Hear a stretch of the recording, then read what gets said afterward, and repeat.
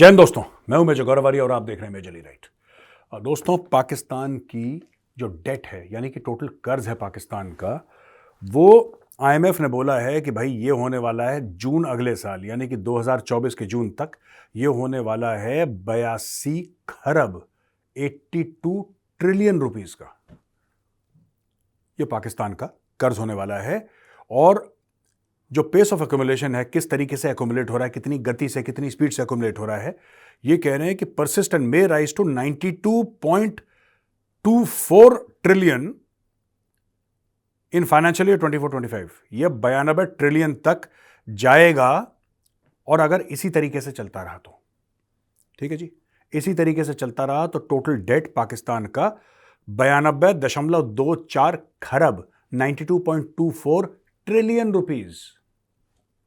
यानी दोस्तों, आप ये मान के चलिए 100% कि पाकिस्तान का जो डेट है, जो टोटल कर्जा है पाकिस्तान के ऊपर, वो 100 खरब अगले 1-1.5-2 साल में 100 खरब रुपए का हो जाएगा। खरब, नॉट अरब, 100 खरब रुपए का पाकिस्तान का डेट हो जाएगा। दोस्तों, ये भी बोला है कि एक्सटर्नल लोन्स, जो डेट सर्विसिंग है पाकिस्तान की, वो 8.627 8.627 खरब हर साल पाकिस्तान को वापस देने हैं पाकिस्तानी रुपए। 8.627 खरब रुपए, ट्रिलियन रुपीज पाकिस्तानी हर साल वापस देने हैं।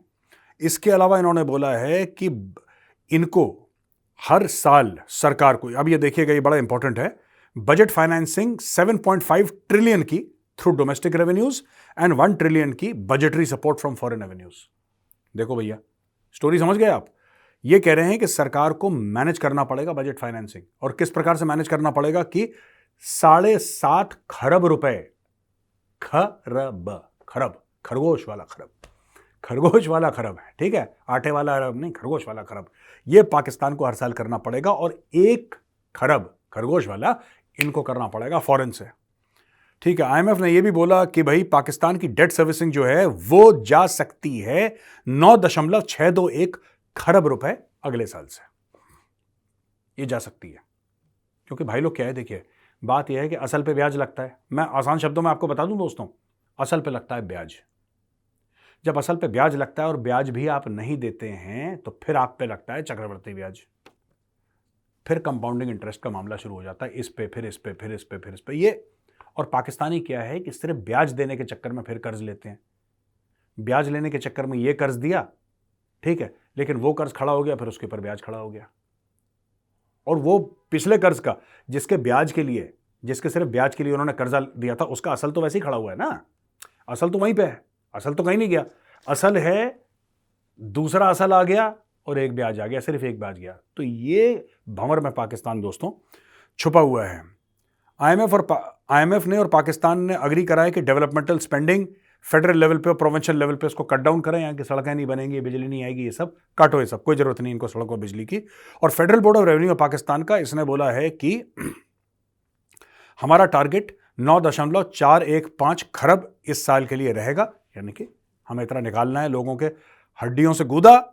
और non tax revenue side IMF और पाकिस्तान ने अग्री करा है कि कलेक्शन को और उठाना है, और पेट्रोलियम की लेवी, सिर्फ पेट्रोलियम से, यानी कि डीजल, पेट्रोल, ग्रीस वगैरह ये सब, इससे 869 अरब यानी कि आटे वाला अरब रुपीज, 869 बिलियन टू 918 बिलियन, ये हमें इंक्रीज करना है। अच्छा जी, ये तो हो गई पाकिस्तान की बदकिस्मती की कहानी, लेकिन पाकिस्तान के सामने एक रोशनी की किरण है।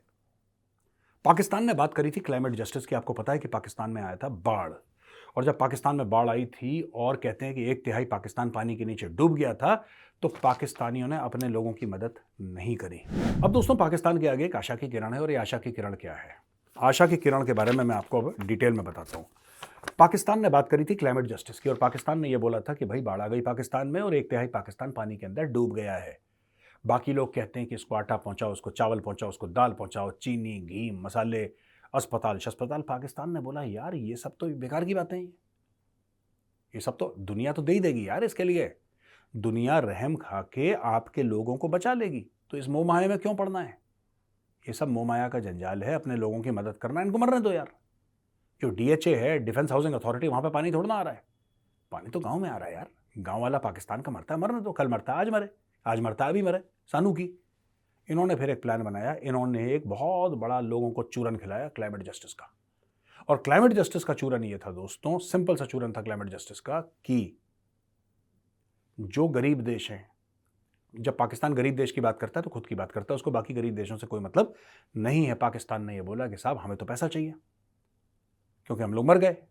यानी कि पाकिस्तानियों की मदद करना दुनिया भर की जिम्मेदारी है, पाकिस्तान की सरकार की जिम्मेदारी बिल्कुल भी नहीं है। पाकिस्तानी की अगर थाली में रोटी नहीं है तो अमेरिका की, सऊदी अरब की, वर्ल्ड बैंक की, IMF की, चाइना की, यूएई की, इन लोगों की प्रॉब्लम है। पाकिस्तानी गवर्नमेंट की प्रॉब्लम थोड़ा ना है ये काकड़ की, शहबाज शरीफ की, इमरान खान की, इनकी प्रॉब्लम थोड़ा ना है। इनकी प्रॉब्लम नहीं है ये प्रॉब्लम बाहर वाले लोगों की है, पाकिस्तानी आवाम को रोटी देना। एनीवे, अब हुआ ये है कि COP28 हुआ दुबई में, आपको पता है दुनिया भर के देश गए, 100 से ऊपर देश वहां पे इकट्ठा हो गए, मोदी जी भी गए थे वहां पे। COP28 में यूएई के जो प्रेसिडेंट हैं शेख मोहम्मद बिन जायद ने, इन्होंने बोला कि $30 अरब का फंड क्लाइमेट फाइनेंसिंग के लिए हम लोग अनाउंस कर रहे हैं। उन्होंने बोला कि recently established catalytic climate vehicle Alterra $250 अरब वर्ल्ड वाइड रेज करने की बात कर रहा है 2030 तक। और फिर अल्टेरा के बारे में bridge the climate finance gap और focus on underdeveloped economies and emerging markets और will create a multiplier effect in climate focused investment. ये वो दुनिया भर की क्लाइमेट फोकस्ड इन्वेस्टमेंट। आप किसी देश की कार्बन फुटप्रिंट कैसे कम कर सकते हैं, ये सब ना कार्बन फुटप्रिंट होते हैं, जब आपके एमिशंस होते हैं तो उसका कार्बन फुटप्रिंट होता है, कैसे कम कर सकते हैं ये वो। अब पाकिस्तानियों की आ गई मुंह में लार, और लार गई मुंह से टपक। इतने पैसे सुन के पाकिस्तान हो गया बावला। पाकिस्तानी मीडिया में ये लग रहा है, ये लोग कह रहे हैं भाई हमारा जो, पाकिस्तानी एंकर्स के बीच में डिस्कशन हो रहा है कि हमारा जो मंत्री वहां पे गया है, प्रधानमंत्री केयरटेकर काकड़ कुछ लेकर आ रहा है वहां से। शेखों ने तो इतने पैसे की बात कर दी यार, हमारे तो बाप दादाओं ने कभी नहीं सोचा था कि इतने पैसे होते भी, हमें पता भी नहीं था इतने होते हैं दुनिया में। अब काकड़ बात कर रहा है, कोई कर रहा है 250 अरब की, कोई कह रहा है 30 अरब की। तो पाकिस्तानी कह रहे हैं कि यार देखो, हम सबसे ज़्यादा प्रॉब्लम हमें है, अगर हमें इसका 10% भी मिल गया तो हमारे वारे नहरे हो जाएंगे। 250 अरब का 10% कितना होता है? 25 अरब, सीधा सीधा। तो पाकिस्तानी टेलीविजन पे भाइयों में कैलकुलेशन हो रहा है कि हमें किसी तरीके से पैसे मिल जाए। मैं आपको बता रहा हूँ, पाकिस्तानियों को पैसे मिले थे जब बाढ़ आई थी ना। फ्रांस ने, जिस फ्रांस को ये कह रहे थे सर तन से जुदा, और कह रहे थे कि इनको निकालो क्योंकि प्रॉफिट मोहम्मद के खाके बनाए थे फ्रांस में, एक चार्ली हेब्डो करके मैगजीन है उसने बनाए थे, और ये सब कि फ्रांस के एम्बेसडर को निकालो। ये सब इन्होंने पहले बोला कि फ्रांस के एम्बेसडर को निकालो, किसी ने बोला फ्रांस पे न्यूक्लियर बम मार दो, किसी ने बोला फ्रांस पे जिहाद फी सबिलिल्लाह कर दो। फिर फ्रांस ने अपनी चेकबुक निकाली, और पाकिस्तान ने अपनी जीभ लपलपाई ऐसे, और जीभ इतनी लंबी कि ज़मीन पे गिरी और पोछा वोछा लगाया उसने। फ्रांस को बोला कि जहाँ पे हमने जीभ से पोछा लगाया वहाँ पे तुम अपने, जो कहते हैं कि मतलब ना कमल रूपी चरण है, अपने कमल रूपी चरण वहाँ पे रखो भाई। फ्रांस खुश हो गया। फ्रांस ने बोला कि यार ये तो पाकिस्तानी बड़े अच्छे लोग हैं, है ना, इनकी रीढ़ की हड्डी रबड़ की बनी है, ऐसे करो ऐसे मुड़ जाती है, ऐसे करो ऐसे मुड़ जाती है। कहाँ ये लोग बात कर रहे थे कि रसूल अल्लाह की शान में हमारे बच्चे कुर्बान, हम भी कुर्बान। कहाँ ये बात कर रहे थे जिहाद फी सबिलिल्लाह। कहाँ ये बोल रहे थे कि हम फ्रांस घोड़े लेके, वो क्या कहते हैं कि सहराओं में दौड़ा दिए घोड़े हमने, और पता नहीं क्या क्या, ये कहानी इकबाल की लंबी लंबी छोड़ रहे थे। फिर फ्रांस ने जैसी अपनी चेकबुक निकाली, जीप से पोछा लगा दिया पाकिस्तानियों ने। तो इन्होंने वहाँ से भी पैसे खा लिए, इन्होंने अमेरिकन से भी, इन्होंने सबसे पैसे खा लिए। वो जो पैसे बाढ़ के आए थे दोस्तों, आज तक नहीं पता लगा कि उस पैसे का क्या हुआ, वो गायब हो गए।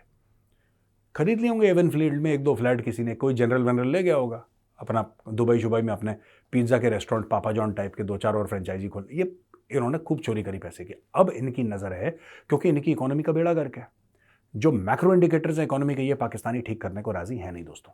दे are not willing to do anything about it because they do not have the intellectual capacity to do. और एक आतिफ मियाँ था जिसके पास दिमाग था, उसको बोला ये अहमदी है, उसको निकालो। तो वो तो अहमदी हो गया।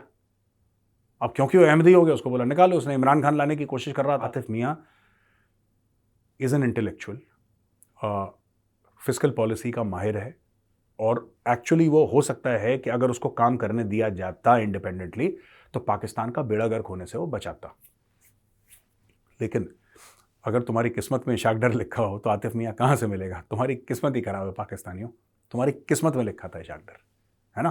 तो किस्मत का ही मिलता है, ना किस्मत से ज़्यादा ना किस्मत से कम।